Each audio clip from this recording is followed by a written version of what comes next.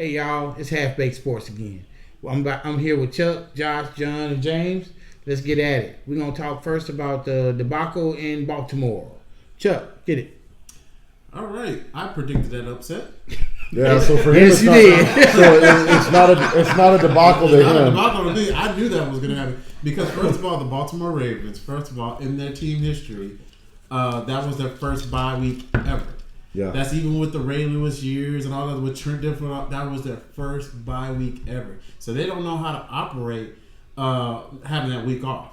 So it was new. And then you have a first time, not gonna say rookie, but his rookie year quarterback in the whole way through as a starter. Yeah, first year is a postseason playoff. So first year to ever have a bye week for the postseason. Yeah. And when you're that close to the potential championship round, I mean, there's a lot of pressure there. I'm gonna say this. I think he put it all on him. Once they got behind, he put it all on him to win the game. Well, yeah, he did not trust in his players to help. I think he did it on himself because I watched the game. Lamar Jackson looked like he was doing what Deshaun Watson did towards the end of this game. You're making plays, but you're putting your team further and further behind. With Patrick Mahomes did today. You sit there and say one play at a time. Don't sit there and try to get everything right now. We got 4 quarters of football, and that's why that's why what we're going to talk about later happened. But with the Titans, they had a consistent game plan. Stack the box, keep 2 spies on him, and so whenever he bounced to the left and right, those spies were there. He had nowhere to go. Here was his problem. He got behind. He never played every game he was behind. They lost. Every game they played behind, they lost. Yeah. What his problem was, they got behind. Instead of him relying on his teammates, he took it upon himself. He has never thrown more than 15, 20 passes a game. He threw 59. Yeah. And 31 completions, 59. You do them kind of numbers, if you're not putting up 400, 500, 600 yards, you're not doing nothing. I'm sorry. And granted, he did have a lot of drops. Mm-hmm. But it was drops on both sides. Tannehill had a lot of drops. Right. Tannehill was more poised than his. Right. And plus Tannehill had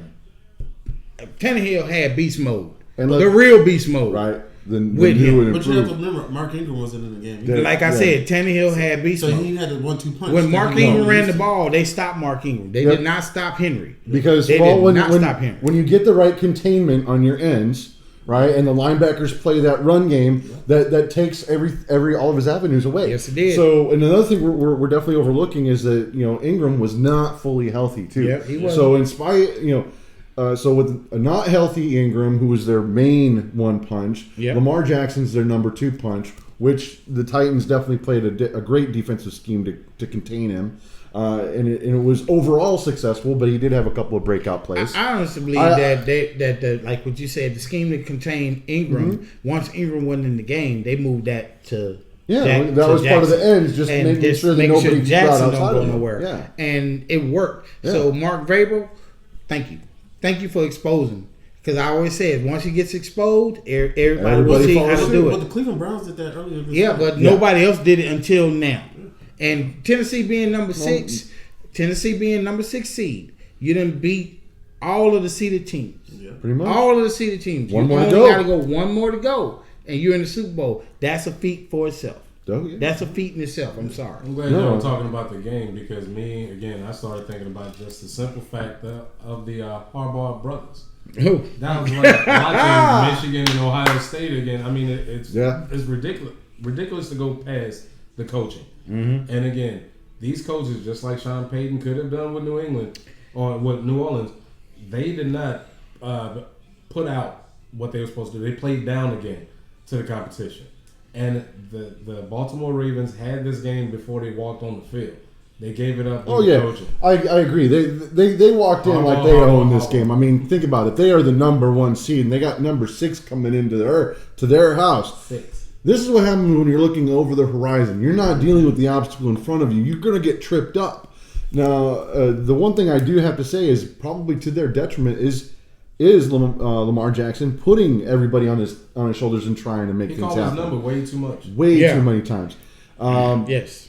To their detriment. I mean, that's the only thing that can really explain why they didn't put up more than 20 points. The other thing is Tannehill and company, they've been fighting since they were 2-4. Oh, Everybody wrote them off. Well, ever since they've been playing meaningful games from jump. What week did Tannehill jump in? Because that he was jumped the in. key. He jumped in the game 5 or 6. 5 or 6. Yeah. And they've been on a tear since then. They are the hottest team right now. Baltimore was the hottest team going into the playoffs, but then they had a bye week. Tannehill and them still had to fight to get into that bye week. They had to fight to get into that playoff spot. I do have a question for all of you, and I probably posed this earlier, but doesn't this almost feel like the Giants when they had to come from the wild card and beat 8-8 New England? 8-8. 8-8. I mean, but when I look at the matchups, it's hard for me to take the Titans against any likes of Green Bay, San Francisco, or even Seattle. And I know that right now where the game's going, and Green Bay's got a stranglehold on this game. Do the same thing in 2010 and come back to win that Super Bowl. Yeah, but this is a little bit different because Tannehill went from a starting quarterback spot in Miami to come sign with Tennessee, and he's the backup. He takes over, and now he's leading this team almost to the Super Bowl. Right now, he got one more game to the Super Bowl. That's a storyline for itself, but at the same token, that's a testament to his drive and that team's commitment to this quarterback. And they're definitely all into their overall game plan. Run the ball, make them stop you, and when they do, then pass. Because one of the things that does, it boxes them up. It exposes their back, their the secondary, and they're able to eat them apart, especially if they try to do something like zone. It doesn't hurt that you got Henry running that ball the way Henry runs that ball. I mean, and when you have an every down back like Derrick Henry, I mean, I hate to see. I mean, if they lose him, then their offense is gone. But I still think that no matter what they do, what is his stat? 6'3", 220, 30 pounds. I don't know. He's a linebacker. He runs over everybody. His what they call wingspan is 75 plus. Yeah. I mean, Scary part is, all right, the guy is standing straight up. But even the announcers in the game said they were scared to tackle him. They were scared to tackle him. The player said this big. What do you do? He stiff arm me. You turn around. Wait. He stiff arm me in the back. I mean, shoot, that'll fit. That put fear in my heart. Right. But anyway, so that's the only game that really needs to be mentioned because the Minnesota upset, that was an upset. We already kind of covered that.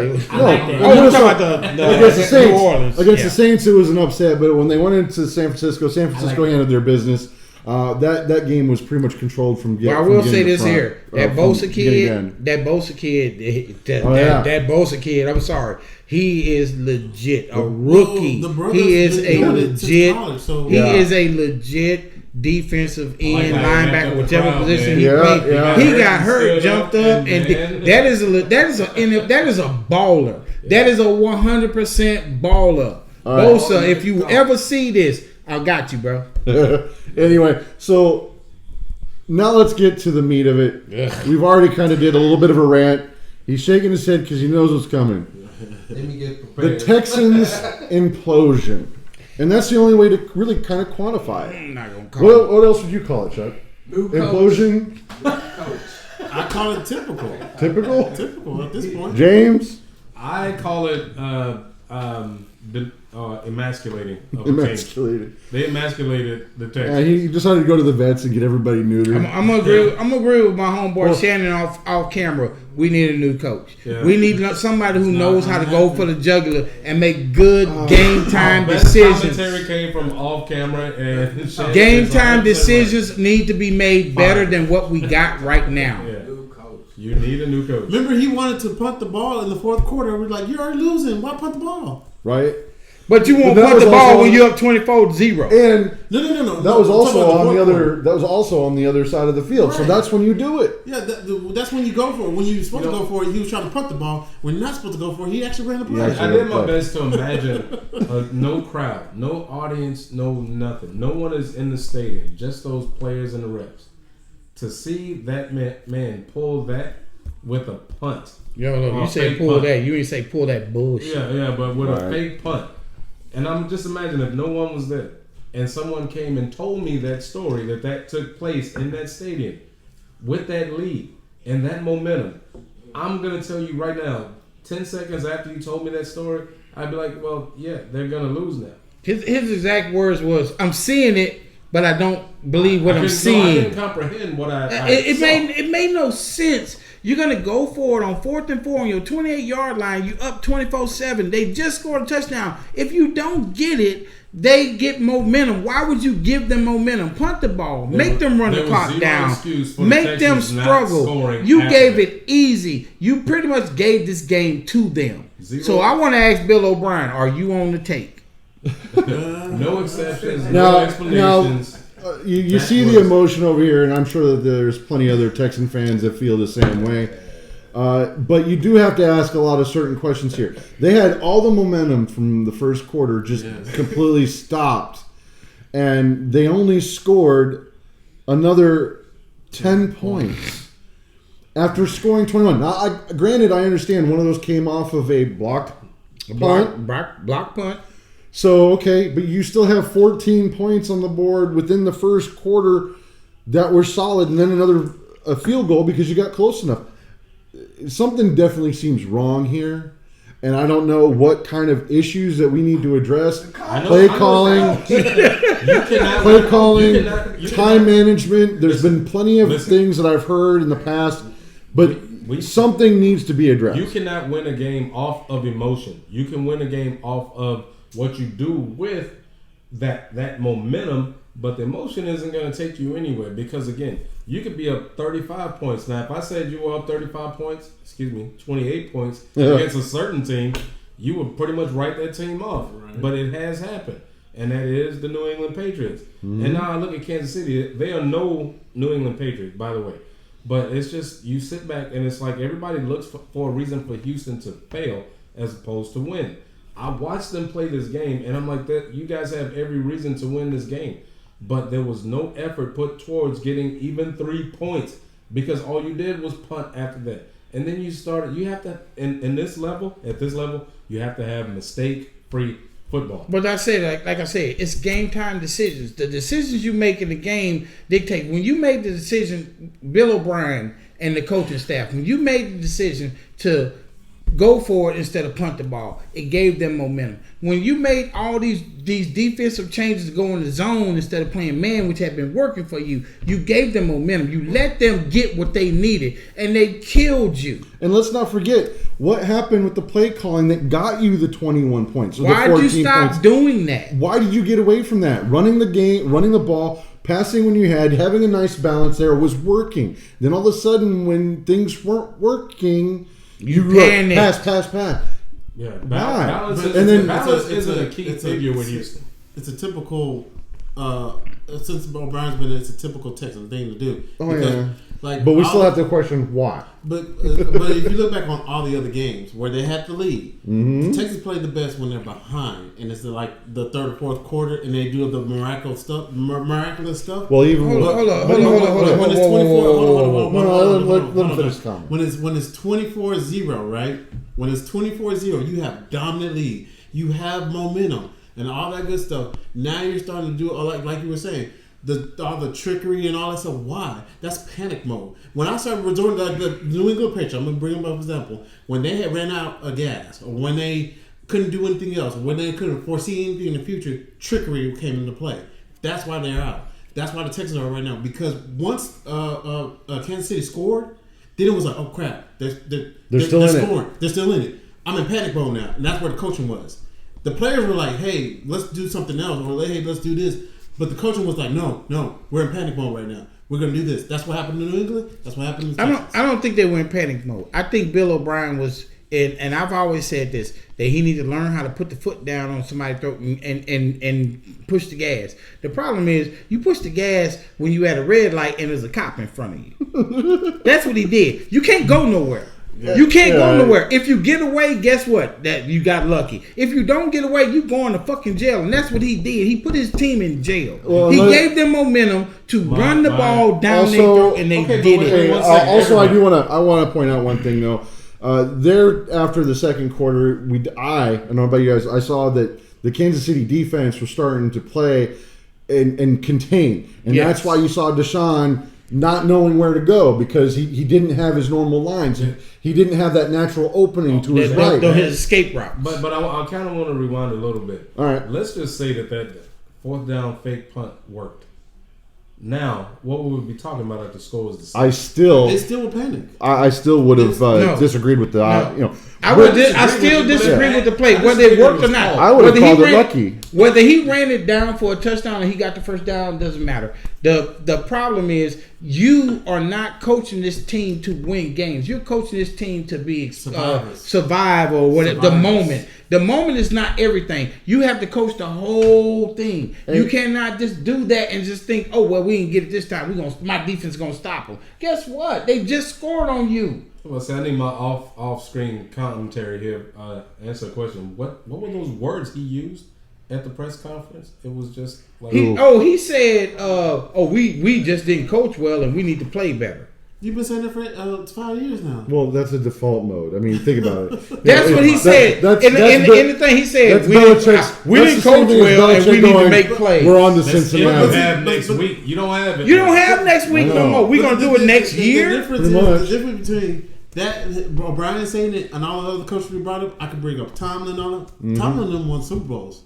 You have won nothing. And you're probably going to lose half your team in the offseason to free agency. Well, that's definitely a possibility. But they've done that before. The Steelers had lost half their team. Remember Willie Parker, what's his name, the Buzz, all of them, Santonio Holmes. I'm sorry, this ain't the Steelers, this the Texans. They can't afford to lose nobody. Hold on, I'm using an example. I'm saying, and then 2 years later, when they played the Cardinals, won another Super Bowl without those legendary people.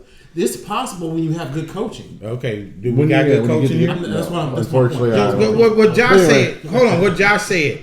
Do we have good? That's the question. Do we have good coaching? Let's just run that. Yes or no answer. Yes or no answer. Do we have good coaching in Houston? We've already covered that. Look, it's suspect. You either need to learn. You either need to learn from your mistakes and improve this team. Or they gonna quit on you. Or you need to figure out someone who will. Yes. What he said, what Josh said. Get somebody in here who wants to improve this team, not be mediocre, and that's the status quo. We're not the status quo. You cannot be the status quo and win a NFL championship, a Super Bowl. You have to be above and beyond everybody. They need a Shanahan or a Schottenheimer, the Suns, not the Suns. I take North Turner right about it. No, what's his name? His son. Turner.